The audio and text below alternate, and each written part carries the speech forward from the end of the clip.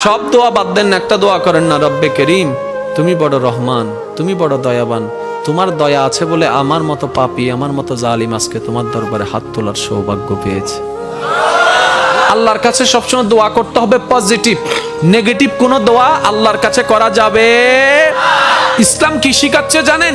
ইসলাম বলে দুশমনের জন্য বদদোয়া করিও না, বরং দুশমনের জন্য তুমি আল্লাহর কাছে দোয়া করো। কিভাবে দোয়া করবা? তুমি রব্বে করিমের দরবারে যখনই হাত তুলবা, নিজের কথা আগে বলবা না, পরের কথা বলবা। আল্লাহ অমুকের দোয়া কবুল করো, অমুকের দোয়া কবুল করো, অমুককে জান্নাত দাও, অমুকের গুনাহ মাফ করে দাও, অমুককে মাফ করে দাও, অমুককে মাফ করে দাও, অমুককে মাফ করে দাও, অমুককে কবুল করে নাও, অমুকের রিজিকে বরকত দান করো। আল্লাহ আমার শত্রুকে সম্পদ আরো বাড়ায় দাও। যখন এই দোয়াটা উপরের দিকে যাবে, রব্বে করিম বলবে, কিরে ফেরেশতা, সে বান্দা নিজের জন্য কিছু বলল না, সব তো পরের জন্য বলল। ফেরেশতা বলবে, আল্লাহ এই বান্দা শুনেছে, তুমি নাকি তার উপর খুশি হয়ে যাও। যে বান্দা অন্যের জন্য ভালো চাই, তুমি নাকি তার ভালো চাও। যে অন্যের প্রশংসা করে, তুমি নাকি তার সম্মান বাড়ায় দাও। আল্লাহ যে অন্যের জন্য মঙ্গল কামনা করে, তুমি নাকি তার জন্য বরকত বাড়ায় দাও। এই বান্দা সেই সূত্র বুঝতে পেরেছে, তাই নিজের জন্য চাচ্ছে না, সবার জন্য চাচ্ছে। রব্বে করিম বলে, তার দোয়া ফরিয়াদ কবুল করার ব্যবস্থা করো, কারণ যে অন্যের ভালো চায় আমি আল্লাহ তার ভালো করে দিই। বলেন সুবহান। মনে রাখবেন, আল্লাহর কাছে চাইতে হবে হালাল জিনিস, হারাম জিনিস নয়। আপনি যদি আল্লাহকে বলেন, রব্বে করিম আমার দুশমনের ফাঁকটা লেঙ্গা করে দাও, হবে? প্রত্যেকটা কিছু একটা টেকনিক আছে না নাই? এবার বলেন, আল্লাহর কাছে পাওয়ার মাধ্যম কি? দোয়া। আল্লাহর কাছে পাওয়ার মাধ্যম কি? এবার আমরা দোয়া করি যে আল্লাহুম্মা আমিন।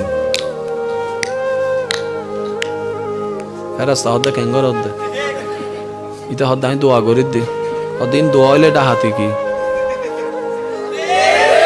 এটা যদি দোয়া হয় ডাকাতি কি? সো দোয়া করে দিতে আর আল্লাহ ইয়ন্দ ইয়ন্দ ইয়ন্দ ইয়ন্দ ইয়ন্দ ইয়ন্দ ইয়ন্দ এন ভাবে লিস্টি হদ্দে জানিতে দোয়ানত গিয়ে বাজারত দ দ দ। এরকম হাজার বছর দোয়া করলে লাভ হবে?